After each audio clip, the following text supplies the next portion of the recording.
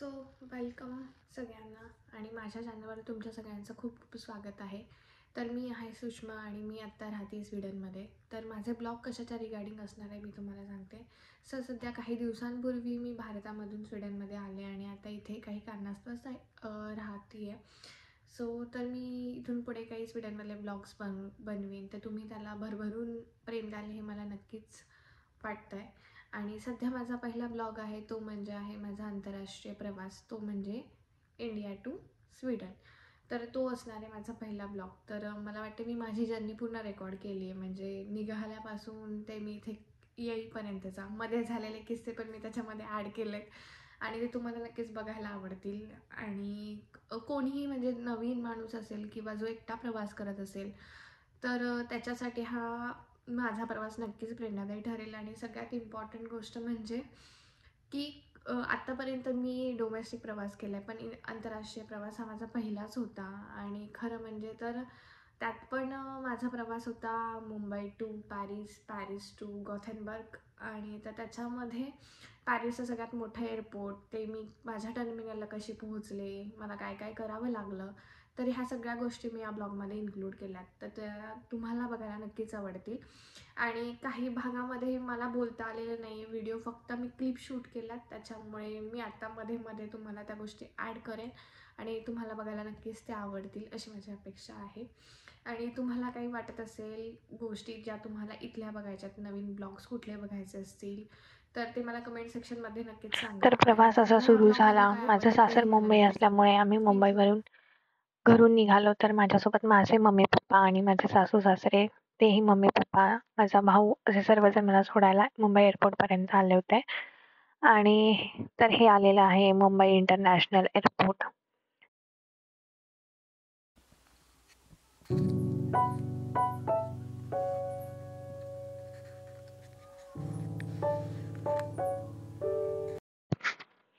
हा प्रवास खरंच खूप अवघड आहे. म्हणजे आपल्या जवळच्या माणसांना सोडून एका परदेशी, एका गावात, एका दुसऱ्या देशामध्ये जातानाचा.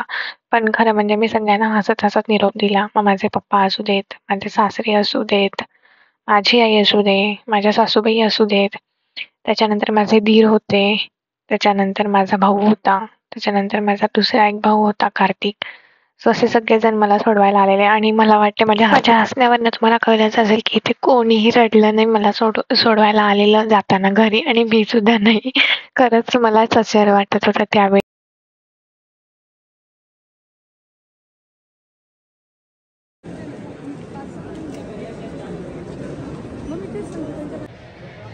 अशा प्रकारे चालले मी आता. इथून मी माझ्या गेटकडे जात होते आणि गेटवर बसून आय थिंक 2 तासाचं माझं काहीतरी वेटिंग होतं. आणि त्याच्यानंतर माझा फ्लाईट होता 1:20 रात्री. मग त्यामुळे मी प्लेनकडे जात होते बसण्यासाठी. सो तर असा हा प्रवास सुरू झालेला माझा from Mumbai to Paris CDG airport. आणि त्यानंतर प्लेनमध्ये बसल्यावरती मला काय काय गोष्टी मिळाल्या मी तर एक शॉल असते, उशी असते, त्याच्यानंतर तुम्हाला हेडफोन्स देतात, म्हणजे तुम्ही समोर असलेल्या स्क्रीनवरती मूवीज बघू शकता, गाणी ऐकू शकता. सो त्याच्यानंतर फायनली प्लेनने टेक ऑफ केलेला आहे आणि वेगळीच फिलिंग होती पहिल्या आंतरराष्ट्रीय प्रवासाची.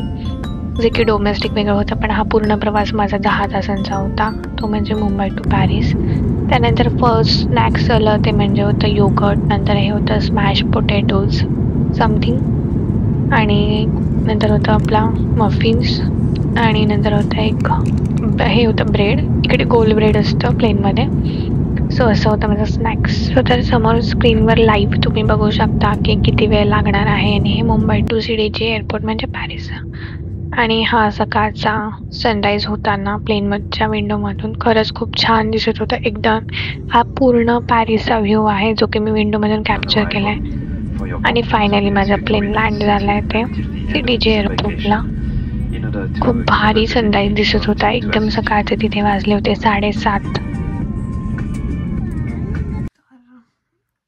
स्वतःमध्ये गॅप पडला, त्यामुळे परत व्हिडिओमध्ये काही क्लिप्स नव्हत्या, तर मी त्या ॲड केल्या आणि करते आहे तुमच्यासाठी. तुमच्यासाठी. सो बेसिकली माझं प्लेन लँड झालं पॅरिसला. त्याच्यानंतर मग मी मेन गेटवर जायचं चेक करत होते. सो मी तिथे चेक केलं की माझी नेक्स्ट फ्लाईट कुठल्या गेटवर आहे.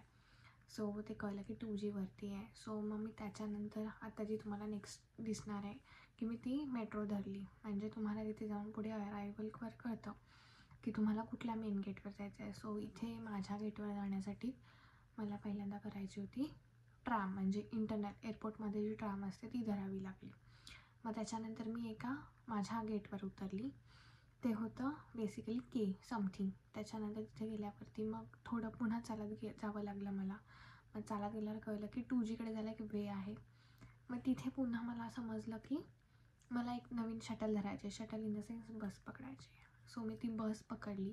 मग फायनल मी माझ्या डेस्टिनेशन म्हणजे 2Gच्या गेटवरती पोहोचले. Please ensure that you have all of your luggage with you. 下一站2E航站楼 L 号登机口，请不要忘记您的随身行李。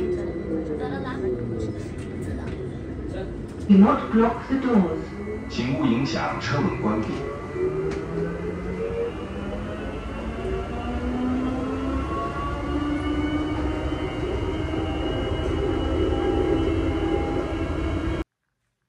so तर बाय मेट्रोने जेव्हा मी उतरले त्याच्यानंतर पुन्हा एकदा आपल्याला इंटरनल पासिंग असतं, like police border line crossing, कारण की आपण एक वेगळ्या कंट्रीमध्ये आलो आहे. सो तिथेही मला लाईनमध्ये उभं राहायला लागलं. मग तिथे ते पोलीस पुन्हा एकदा तुमचा पासपोर्ट आणि व्हिसा चेक करतात. त्याच्यानंतर त्याच्यावरती एक स्टॅम्प येतो. सो बेसिकली त्याच्यासाठी मला लिटरली 1 तास थांबावं लागलेलं आणि खूप स्लो प्रोसेस होती तिथे आणि खूप जास्त चेक करत होते. ते मग तिथून मग मी पुढे जे गेले ते शटलने गेले.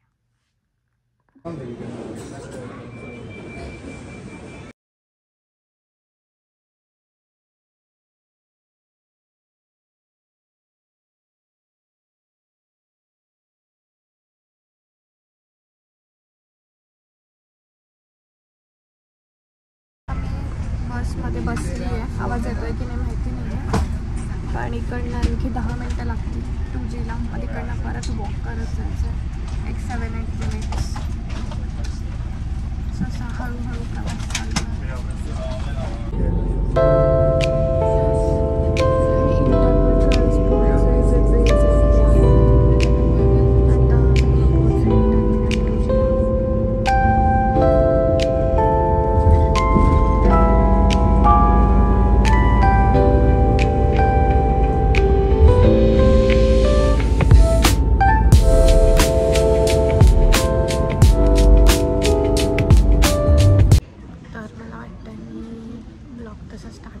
एक्झॅक्ट ब्लॉग नाही घेतलेला.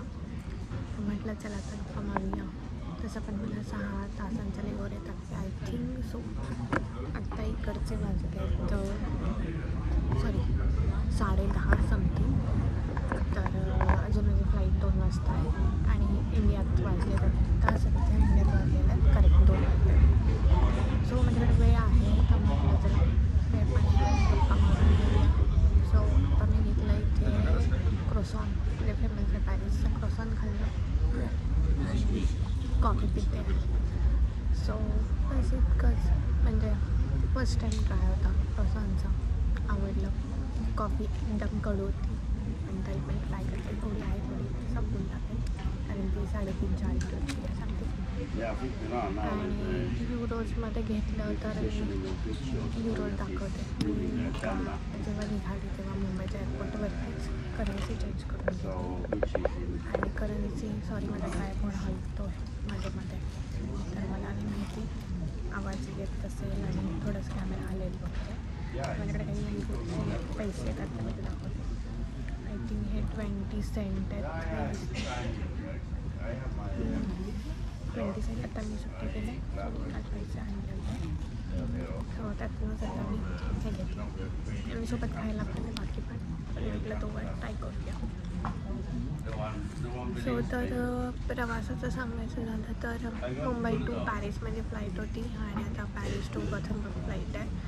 आणि पहिल्यांदा पॅरिस एअरपोर्ट खूप मोठं आहे. मला कम्प्लीट सिक्युरिटी त्याच्यानंतर बॉर्डर क्रॉसिंग धरून 1-2 तास गेले. आणि जर कोणाचं फ्लाईट असेल इन केस सपोज किती सकाळचं वगैरे किंवा पॅरिस एअरपोर्टवरती तर ॲटलिस्ट 2 तासाचा वेवर पाहिजे. 2 नाही, मोर दॅन 3 वगैरे पाहिजे, कारण की खूप फिरावं लागतं. मला आता येताना मी पुढे क्लिप्स टाकेन किंवा मागे पुढे होतील क्लिप्स मी टाकेन. पहिल्यांदा मी ट्रॅम पकडली, ट्रॅमने उतरली, गेटवर आली, मग इकडनं मी परत चालत